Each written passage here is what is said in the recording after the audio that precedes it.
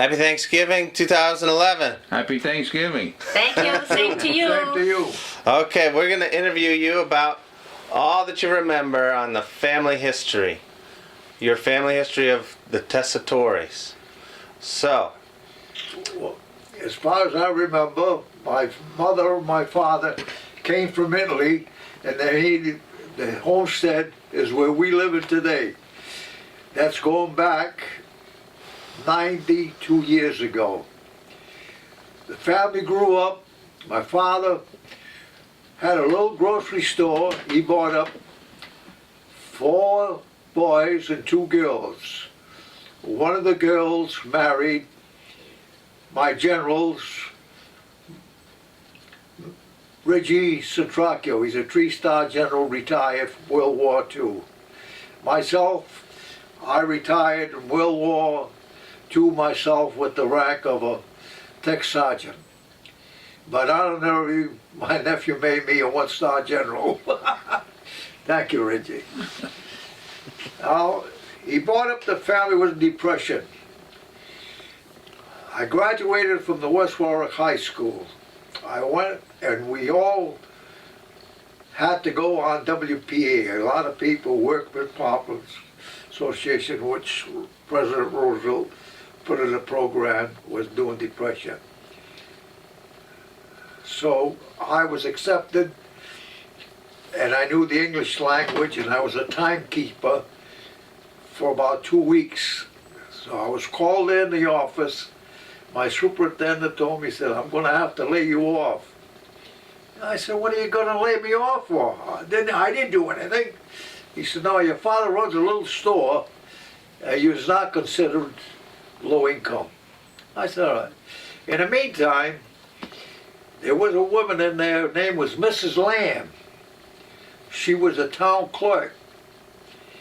And she said, Johnny, what happened? I said, I got laid off. She said, I got the job. I said, I'm going to give you a job. She said, same thing with, depression, timekeeper. I said, but it doesn't pay that much. It only pays $7.50 a week. And she said, I'm going to buy you a bike, and you go around taking the time, and you bring it into me. And that's how we lived in that. So then my father, he always made cheese, homemade cheese. And he brought up the family with that. And in the store was more like a bootlegging place, which sold wine, beer. So the inspectors come in one day, and they said, we understand that you're selling beer and wine in this place. I said, no. So my sister, which happens to be Richie's mother, said, yeah, down the cellar, a lot of wine. Your mama. So I never recall that. So anyway, as the time went by, the inspectors made a weekly visit. They used to hide their car, and my father was a pretty good cook. And that they used to spend the thing.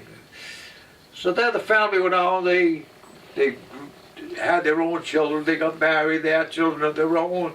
I have 3 daughters, and I met my wife roller skating at the Riverdale roller rink. So I went into service. So when I left for the service, I left with good conditions, I said, and I'm going into service. I don't know if I'm going to be back or not. I said, why don't you go your way and I'll go my way. If it's meant to be, it's meant to be. So, And it was meant to be. and it was meant to be. I waited for him for 3 years while he was overseas. So we went in. So one day, I living with my dad, by myself and my dad, and it's a lonely life with 2 men in the family, in a household, and the cooking and everything. But he was a very good cook. So I was riding one day, and I stopped. I said, Anna, let's go in. We make arrangements to get married. And that's how Just like that, spur of the moment. So we got married. We come back. I went up, and I had a little down payment on a house that I had bought up the Platte in Natick. So I made an agreement with my wife. I said, no, what do you want to do? I said, you want to live with my father, or do you want to go into the house in here? He said, no, said, I'll live with your father. So she loved it so much that we're here 65 years in the same house.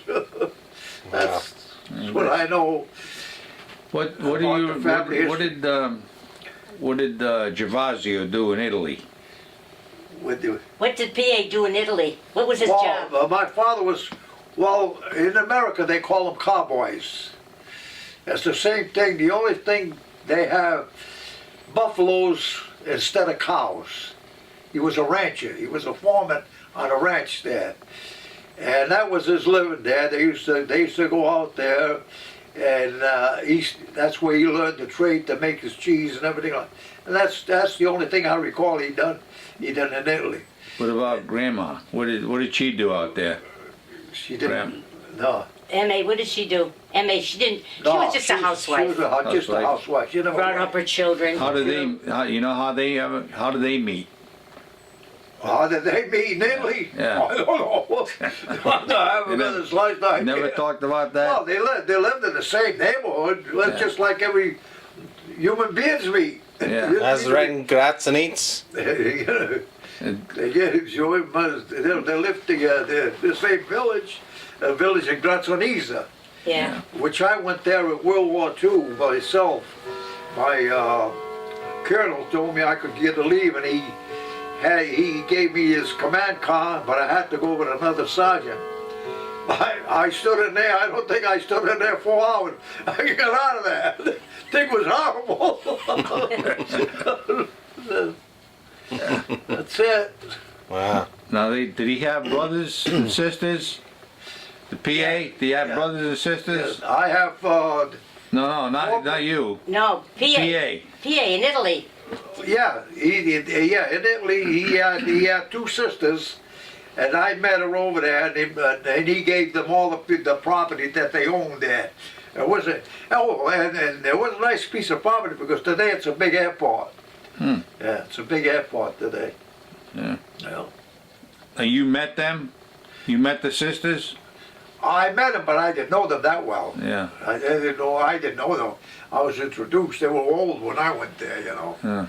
I told her I didn't stay there that long. I didn't stay there 4 hours. No. So They try to feed you and all that stuff? they fed us. They didn't have too much though. I mean, everything comes from the ground. Yeah. That's how they lived. They lived and they lived with. They shared. The neighbors shared. If they had chickens or the neighbors had pigs and whatever it is, they shared. They weren't well-off people. Yeah. Just regularly living people. When PA came here, why did he come to Natick? Well, he come here because they all said America's a good place to live. And he knew some people already been established here.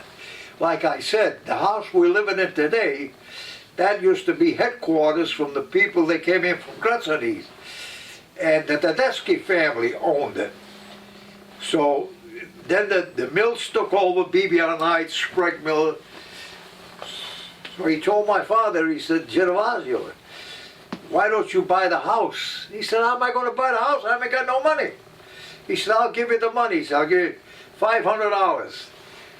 The place sold for $2,200, which was a good acre of land, had little sheds and everything. And during the Depression, it was so bad that my father had to get rid of half a piece of the property to pay the payments. You know, the mortgage on the house wasn't much. Then the boys, as they grew up, they went to work. One went to work in the lumber yard. My other brother went to work in the waterworks. I went in, and I went to work with my other brother-in-law, Albert Russell, was in the well business. I went to work, and then I used to work with my other brother-in-law. Reggie's father was in the construction business, but they didn't pay much. They only used to give you $1, $1.50 a day, the most. Times have changed. Yeah. Now, what do you remember growing up with your siblings? My mother, your brothers, did you all get along? No, we all got along fine. My mother, she was the backbone of the family. There was always happiness and anything, we listened to her. My father was more of a quiet man, and he went in, he took care of the store. My mother did all the gardening. She used to be in the morning, get up early in the morning, 5 o'clock, work till sunset at night. The family, she had a very large garden. And I got along good with my family, the brother-in-laws and all that. And the only thing I recall one time when my brother-in-law Reggie went in the oil business. And them days it was 8 gallons for $1. So I went with him, and then he said, "I'm not going to be in this business." He said, "You take it over." I said, "I don't want it." But the fellow that took it over, Mr. Peretti today, he's a multimillionaire, but he's deceased. He has a he made $1 million business out of the oil business. Like I say, it was only 8 gallons for $1, the most. I never knew that. Now, the company my father had, Yeah, eventually became Parenti Oil. The company that Parenti Oils today, Yeah, your father started that. yeah. And they used to have to deliver to the houses in the kerosene, because the heating was with kerosene stoves, 5 gallons, 10 gallons at a time, the most. Like I say, it was only $2 or $3. So he said, this is not for me. He said, I'm going to go build houses. So he made a career. He became a famous contractor, bought a lot of homes. He raised a nice family, everything like that. That's the only thing I remember a story, maybe you can verify it. I used to remember he'd tell a story that during the hurricane of '38, the Rocky Point, Wow. he bought a lot of that lumber to build some of the houses. Yeah, yes, they went there, my brother-in-law was working down there. And as I said, he was established with Rocky Point. Then Reggie went and worked with them. So then Reggie got into the construction business. They used to buy the lumber, or take the lumber from we had a hurricane here in '38. As they used to take the lumber. Matter of fact, they built 2 houses. Albert and Tony built it, and Reggie built it for them. So then Reggie went into business himself. So what I recall was, we used to have a lumber company, Champlin Lumber Company. My brother went to work for them. Dad built, I'm sorry. Reggie had built a little store for my father, and he couldn't pay the bill. So he said, "Now, you have one of my sons, he'll work, and we'll work it." So then Reggie went in there, and he started to build a house. And we used to have a bank, Union Trust. So when my brother-in-law Reggie went in for the loan, Mr. Gilman was his name. He said, "I can't give you the loan."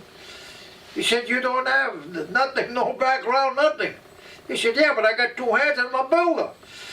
So he went back and he told Mr. Champlin, he said, "Mr. Champlin, I can't buy the lumber. Union Trust won't give me the credit." So he got a secretary and he wrote a letter. And he said, "You take this to Union Trust." He said, "You can have all the lumber you want."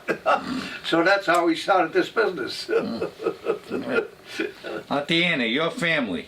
My family? Yeah. Well, Your mother and father? Well, my dad was born in Italy. So was my mom. But my dad was 19 years old when he came out here. He was out here much longer than my mother. My mother was only 2. And they lived in Rhode Island, of course. And then they had children, 4 girls and 2 boys. And I remember growing up as a child, but my dad was very, very musical. And of course, I got that from him. I began singing, and my father used to write lyrics, Italian songs. He even played the trumpet. And my mother was very quiet. She was a house mother, and she worked in the mill for a while. And my father was a man of all trades. He was in the butcher business. He was in the apple business. He used to buy the orchards and sell the apples. And that's how we grew up, And then, of course, my older sister was taken ill, and she was hospitalized for a while. And but then she came out of it. And I had another sister who was 27 years old. She looks just like Judy. Well, she passed away when she was 27. And then, of course, there was Lydia and myself and my two brothers. My older brother, Paul, he was a jeweler. And he used to run the Ideal Jewelry shop in Rhode Island, in Providence. And my other brother, he was he used to like to work outdoors at CC camps, and he became like a master of all the kids, you know, teaching them all different things of the outdoors and stuff like that. And then he married, and he married someone in California, and he lived out there for a while. Of course, they're both deceased now. And my sister married this, he was, well, you probably know Joe Esposito. He's my nephew. Yeah. Well, she married his dad, and he was a musician also, and he had his own studio, and he had pupils and all that. And of course, Joey took after him. And then, of course, there was me, and I married John, and I met him at the roller skating rink. And, Could he skate? he was a better skater than me. And I got to tell you a story about this. So here am I'm a novice. I get right in the middle of the floor where all the beginners are. And I had this bra on, and I guess one of the straps fell off out of my...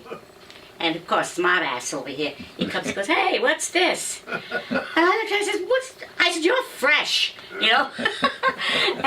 But he had his eye on me, and he used to be very friendly with Al Angeloni, and they used to go. He used to go skating with him, and he looked at me and he says to Al, he says, "You know what?" He says, "See that little girl?" He said, "I don't know her too well." He said, "But you know what? I think I'm going to marry that girl someday."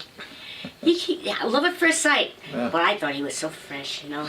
But then eventually, Still is, huh? yeah, yeah. But that's why we're married 65 years, you know. And I don't know what else to tell you. I mean, But if you had to give any advice to today's generation, well, what do you think is the most important thing that you've both experienced in your life that you think is the reason you've been together so long? What's important? What's important is when you're married to this man or to each other, you know, you have to have a lot of patience. Hey, granted, we all have our problems, but you have to support each other, you know? And no matter if things are bad or things are good, you're there for each other, you know? And, you know, you have to compromise. I mean, there were days when he says I'm a pain, you know? And I tell him the same thing. But we really love each other. We really do.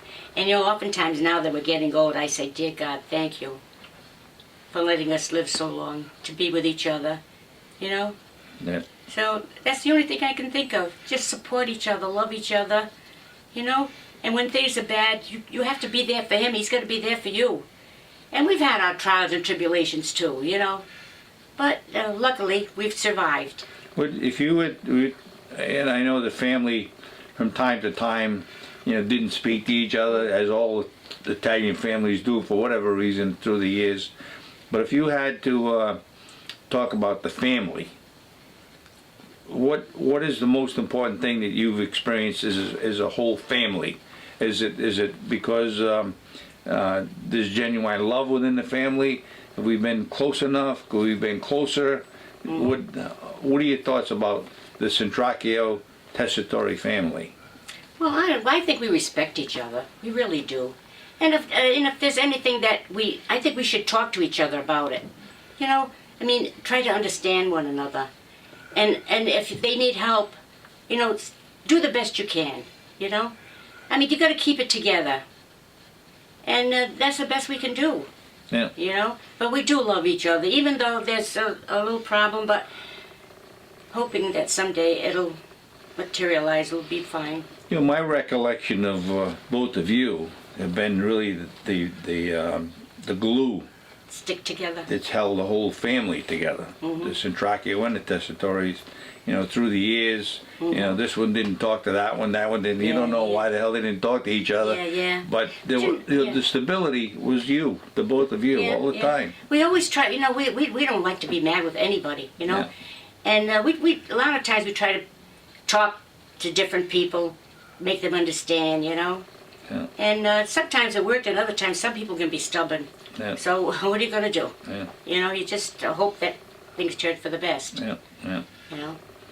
Well, you know, Chris is doing this genealogy thing, and he's got a lot that he's put together. And so we're planning a trip out to Fornelli this coming year. That's And when gonna we be come back, fun. we'll hopefully be able to do this kind of thing again Yeah. and share some of the things that he picked up and continues to do. See, that's And nice. so That's a nice proud thing of to him, do. doing a good job. Yeah, good.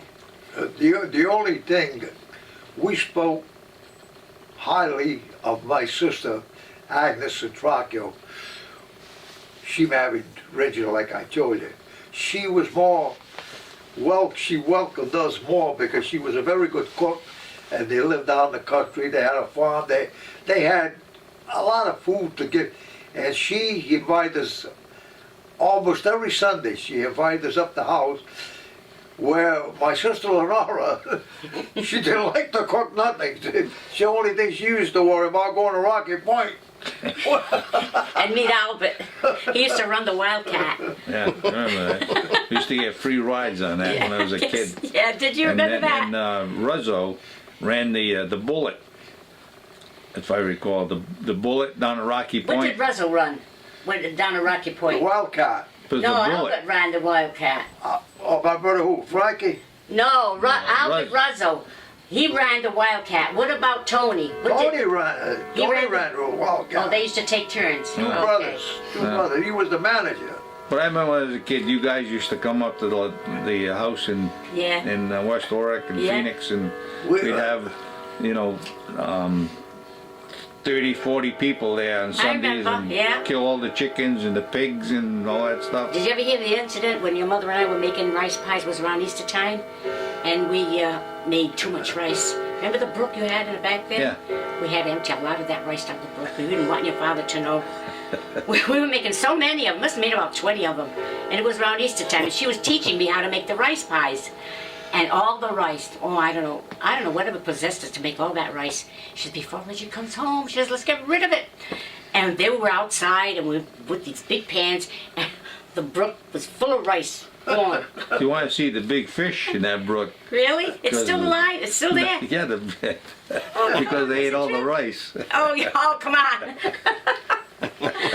Those are the good old days, though. Yeah, man. I remember when your father, he used to eat the macaroni, but the fork had to be spread way out. Oh, yeah. Oh, so he could grab more macaroni or whatever. Yeah. First time I married, the first Linda, Yeah. he came to our house when we first married, and we Yeah. had Linda's mother used to work for Gorham, Oh, okay. and we had a real silver, serving. So we figured we'd use that silver serving Yeah. the first time that my mother and father came Yeah, to the good house. impression, right? He took the forks, the silver forks, and spread the tongs on the fork. I thought Linda was going to have a heart attack because he had to get more macaroni. I know it. He always liked Johnny, the way Reggie always liked you. Yeah. Reggie, Oh, yeah, he always he liked always Johnny liked all the me. time. Always. He used to come and get me, and we used to go to the gym theater, 10 cents to get in. 10 cents to go to this Yeah. movie. Good Yeah. old days. Another thing I recall about the Centracchio family, Reggie's father, when we used to have walnuts, we used to use the nutcracker.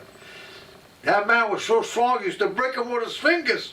Yeah, with his hand, he used to break them with a strong hand he had. Yeah, he was 6'3". Yeah. Yeah, he was a Big guy. commoner too. And my grandmother was 5. They told a story the other day. Remember the huge gardens they had? Yeah. And anytime you had to go to the bathroom, you always had to go home because they would God. use the outhouse, and they had an irrigation system through the whole tomato gardens. Yeah, so you can. They'd empty it into this thing, and they would distribute it through the field.